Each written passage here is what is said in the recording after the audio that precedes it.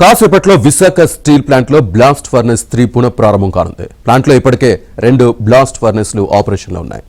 3వ blast furnace తో పూర్తి సామర్థ్యానికి స్టీల్ ప్లాంట్ చేరుకోనుంది. బ్లాస్ట్ ఫర్నెస్ 3తో రోజుకు 20,000 టన్నులకు పైగా స్టీల్ ఉత్పత్తి జరగనుంది. విశాఖ స్టీల్ ప్లాంట్ను పూర్తి సామర్థ్యంతో నడిపేందుకు, నష్టాల నుంచి బయటపడేందుకు 11,440 కోట్ల రూపాయలను కేంద్రం ఆర్థిక సాయం చేస్తుంది. 3 బ్లాస్ట్ ఫర్నెస్లు పూర్తి స్థాయిలో వినియోగం పెరిగితే విశాఖ స్టీల్ ప్లాంట్ లాభాల బాట పట్టేందుకు ఆస్కారం ఉంది.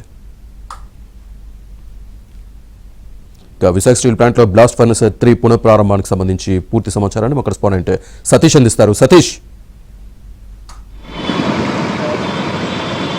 శ్రీనివాస్, మరి కాసేపట్లో బ్లాస్ట్ ఫర్నెస్ 3 ప్రారంభం కాబోతుంది. అయితే ఇప్పటికే 2 బ్లాస్ట్ ఫర్నెస్లు ప్రారంభమయ్యాయి. ఈ 3 కలిపితే మరో 6 నెలల్లో పూర్తి స్థాయిలో సామర్థ్యం వచ్చే అవకాశం కనిపిస్తుంది. అంటే 21,000 టన్నుల రోజుకి సామర్థ్యం వచ్చే అవకాశం కనిపిస్తుంది. కానీ దీనికి తగిన ముడి సరుకును అందిస్తేనే ఇటువంటి లాభాల బాట పడతామని కూడా కార్మికులు చెప్తారు. ప్రస్తుతం మనతో పాటుగా ఉన్నారు, వారిని అడిగి మరిన్ని విషయాలు తీసుకుందాం. సరే, అసలు 3 బ్లాస్ట్ ఫర్నెస్ ప్రారంభం కాబోతుంది. దీంట్లో ఎటువంటి సాధ్యాలు ఉన్నాయి? ఇది ఎటువరకు అంటే ఉద్యోగుల పైన, యొక్క యాజమాన్యం పైన ఎటువంటి ప్రభావితం చూపిస్తుంది?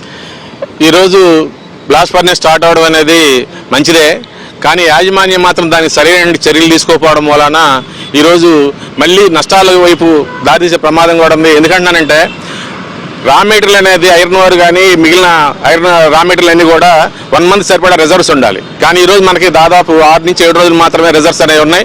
ఈ రిజర్వ్స్ అనేవి 3వ బ్లాస్ట్ ఫర్నెస్ చేసిన తర్వాత 1 డే 2 డేస్కి సరిపోతుంది. అందువల్ల ఏంటంటే మళ్ళీ బ్లాస్ట్ ఫర్నెస్ రా మెటీరియల్ అందకపోతే మళ్ళీ ఈ స్టవ్ ఆపేసుకునే ప్రమాదాలు కూడా ఉన్నాయి.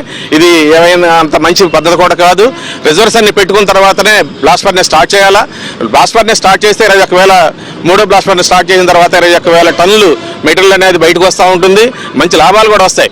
దానికి ఎవరు అభ్యంతరం చెప్పరు, చాలా మంచిది కూడా. కానీ ఇంట్లో మనం ఎసరు పెట్టుకొని బియ్యం లేకుండా ఉపయోగం ఏముంది?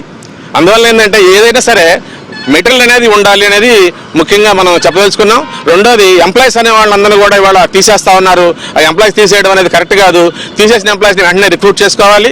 అలాగే జీతాలు అనేవి కూడా దాదాపు ఇప్పటికే 280% జీతాలు 3 నెలల జీతాలు పెండింగ్లో ఉన్నాయి. ఇప్పుడు ఉద్యోగుల పరిస్థితి ఏమంటున్నారు అంటే మరో కాసేపట్లో బ్లాస్ట్ ఫర్నెస్ 3 ప్రారంభం కాబోతుంది. ఆయన చెప్తున్నట్లుగా ఉద్యోగులు లేకుండా ఈ బ్లాస్ట్ ఫర్నెస్ ప్రారంభించినా కూడా ఫలితం లేదన్నట్లుగా చెప్తున్నారు. అంటే శాశ్వత ఉద్యోగులు కావచ్చు, కాంట్రాక్ట్ ఉద్యోగులు కావచ్చు, వీళ్ళు తీసే పరిస్థితి కనిపిస్తుంది అంటున్నారు.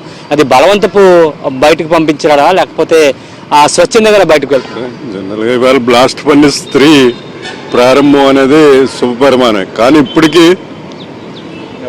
8 సంవత్సరాల్లో 10 సార్లు 20 సార్లు బ్లాస్ట్ ఫర్నెస్ ఆపారు. టాటా జిందాల్ అని పేరు మీద తీసుకొచ్చి డబ్బులు తీసుకొచ్చి మళ్ళీ స్టార్ట్ చేసి 4 రోజుల్లోనే ఆపేశారనమాట. కానీ ఇవాళ కేంద్ర ప్రభుత్వం అది చేసినటువంటి తప్పులు సరిదిద్దుకొని మళ్ళీ బ్లాస్ట్ ఫర్నెస్ని 3 బ్లాస్ట్ ఫర్నెస్లు పూర్తి ప్రొడక్షన్ చేస్తూ ఉన్నారు. కానీ వాళ్ళు నిర్ణయం తీసుకునే లోపలనే 12,000 కోట్ల రూపాయల పైచలకి నష్టాలు వచ్చాయన్నమాట. 4 సంవత్సరాలు తప్పుడు నిర్ణయాల వల్ల ఈ నష్టాలు వచ్చాయన్నమాట. ఈ నష్టాల కారకులు ప్రభుత్వం. కానీ ఇవాళ కేంద్ర ప్రభుత్వం చెప్తుందన్నమాట, ఇవాళ స్టీల్ ప్లాంట్ 1,00,000 మందికి ఉపాధి పోయింది గత 6 నెలల్లోని. కాంట్రాక్ట్ లేబర్ని 4,500 మందిని పంపించారు. పర్మనెంట్ ఎంప్లాయీస్ని, ఆఫీసర్స్ని 1,200 మందిని పంపించారనమాట.